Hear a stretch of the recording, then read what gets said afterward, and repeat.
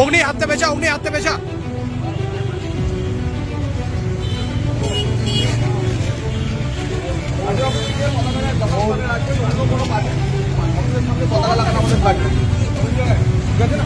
আপনারা নিশ্চিন্ত থাকুন, কারো কোনোভাবে নেই, একদম করা যাবে না। আমরা তৃণমূল না। জগাদা কি উদ্যোগ নেওয়া হলো? না, কোথাও কোনো অশান্তি করা যাবে না। ভারতীয় জনতা পার্টি হিংসা মুক্ত রাজনীতি, ভয়মুক্ত পরিবেশ তৈরি করার জন্য আমরা 5 বছর ধরে লড়াই করেছি। আমাদের ব্যথা আছে। এই বীরভূম জেলাতে 2 মে থেকে 5টি খুন হয়েছিল, প্রায় 50 জন মহিলার গায়ে হাত দেওয়া হয়েছিল।